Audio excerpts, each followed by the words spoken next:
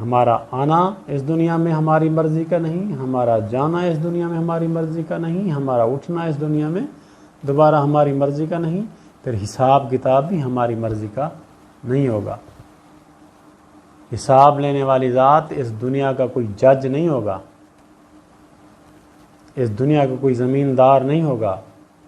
اس دنیا کو کوئی معتبر نہیں ہوگا، کوئی لو لحاظ نہیں ہوگا، کوئی سفارش وغیرہ نہیں چلے گی، کوئی رشوت و پیسہ وغیرہ وہاں نہیں چلے گا۔ تو ہمیں چاہیے کہ ہم اس دنیا میں آئے ہیں تو اللہ تبارک و تعالیٰ کی ذات کے مطابق، مرضی کے مطابق زندگی گزاریں۔ ہم ہر اچھا کام جو کرتے ہیں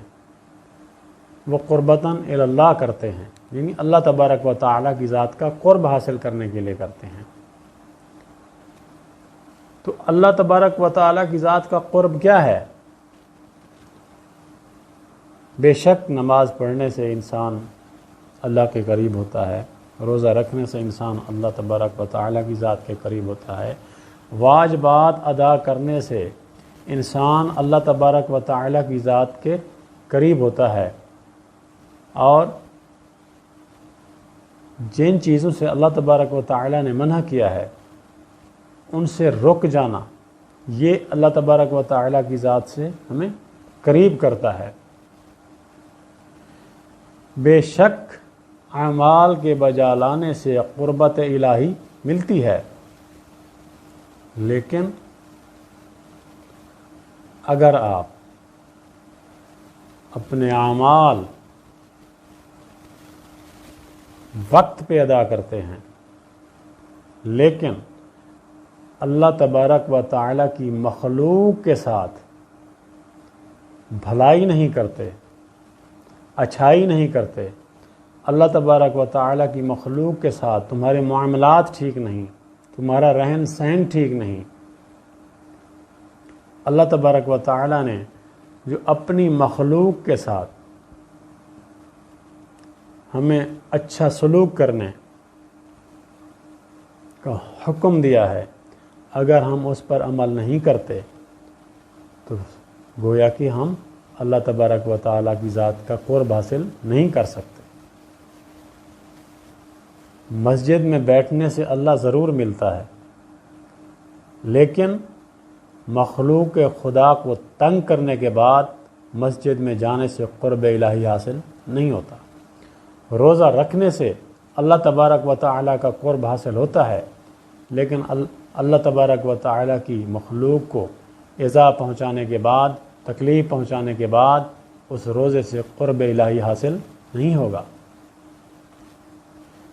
آپ جتنے نیک اعمال کریں گے، آپ سارا دن مسجد میں بیٹھیں، عبادت کریں، اگر آپ نے اللہ تبارک و تعالیٰ کی مخلوق کی خدمت نہیں کی، مخلوق کی کما حق ہو، جس طرح اللہ تبارک و تعالیٰ نے ہمیں حکم دیا ہے کہ میری مخلوق کی ویلفیئر کرو، اور ویلفیئر کرنے کے مختلف درجے ہیں، اگر ہم اس کے مطابق اللہ تبارک و تعالیٰ کی مخلوق کا خیال نہیں رکھتے، خیال رکھنے کی بجائے الٹا ہم ان کو تکلیف دیتے ہیں۔ اگر کوئی پولیس افیسر ہے تو وہ اپنے اختیارات کا ناجائز استعمال کر کے طاقت کے زور پر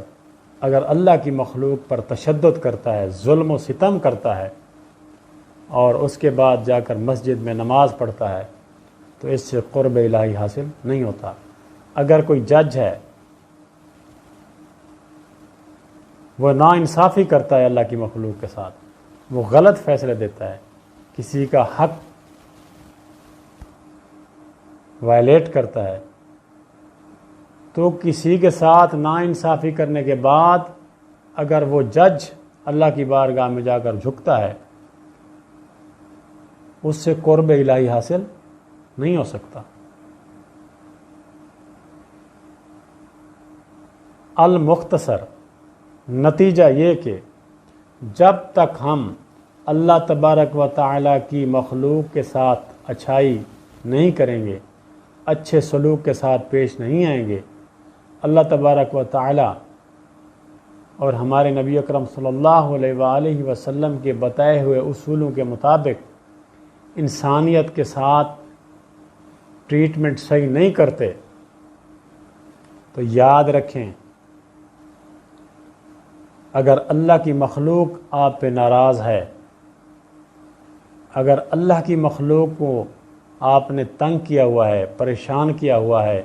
اگر اللہ کی مخلوق آپ کے خوف سے، آپ کے شر سے، آپ کے ظلم سے محفوظ نہیں ہے،